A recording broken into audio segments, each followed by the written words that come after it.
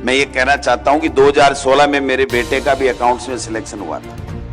आप सब सुनते होंगे, इंटरव्यू में 80 कैसे आ गए, इंटरव्यू में 80 कैसे आ गए। आज बता रहा हूं, किसी को पता नहीं होगा, उस बैच में 144 लोगों के, अभ्यर्थियों के 80 से ऊपर नंबर आए थे। 144। कोई चैलेंज हो तो मेरे से बात कर ले कोई भी आदमी। राजस्थान कांग्रेस अध्यक्ष गोविंद सिंह डोटासरा का एक बड़ा बयान सामने आया, जहां उन्होंने सार्वजनिक मंच से पहली बार अपने बेटे और बहू के आरएस में सिलेक्शन पर लगे आरोपों को दो टूक में जवाब दिया है। अजमेर के जवाहर रंग मंच पर आयोजित प्रदेश स्तरीय जाट समाज प्रतिभा सम्मान समारोह में डोटासरा ने कहा कि साल 2016 में उनके बेटे का सिलेक्शन अकाउंट्स में हुआ था। इंटरव्यू में 80 नंबर मिलने के बाद सवालों पर खुलासा करते हुए उन्होंने कहा कि उस बैच में 144 अभ्यर्थियों को 80 से ज्यादा नंबर मिले थे, जिनमें से 26 कैंडिडेट तो 80 से ज्यादा नंबर होने के बावजूद सिलेक्शन नहीं हो पाया। वहीं अपनी पुत्र वधू के सिलेक्शन पर सफाई देते हुए उन्होंने कहा कि उनकी बहू भी ऑल राजस्थान में 9वीं रैंक आई थी। गोविंद सिंह डोटासरा ने तंज कसते हुए कहा कि अगर कोई पढ़ेगा और मेहनत करेगा तो ही आगे आएगा।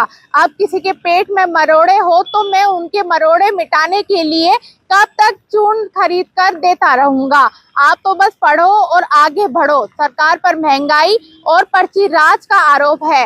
मंच से केंद्र और राज्य सरकार पर हमला बोलते हुए गोविंद सिंह डोटासरा ने कहा कि देश में चीनी, तेल, दाल और जरूरी सामानों के दाम आसमान छू रहे हैं। 12 सालों में महंगाई ने आम जनता की कमर तोड़ दी है। घर का बजट बिगड़ चुका है, लेकिन सरकार विधानसभा और संसद में इस पर चर्चा तक नहीं करना चाहती। उन्होंने आगे तंज कसते हुए कहा कि प्रदेश में 2.5 साल जनता ने जो भरोसे के साथ बीजेपी को सत्ता सौंपी, लेकिन यहाँ पर्ची से मुख्यमंत्री बने और पर्ची से ही काम कर रहे हैं। मंत्रियों में आपसी खींचतान चल रही है तो कई लोग साथ छोड़ेंगे। अजमेर के पूर्व महापौर के बीजेपी छोड़ने के सवाल पर डोटासरा ने दावा किया कि ये तो बस शुरुआत है।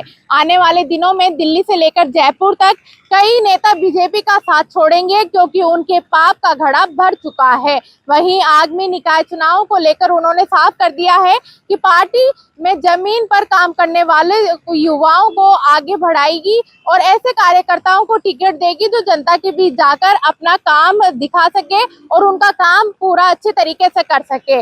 आप इस खबर को किस तरह देखते हैं, हमें कमेंट करके जरूर बताइए और ऐसी तमाम खबरों के लिए आप जुड़े रहिए द खटक के साथ।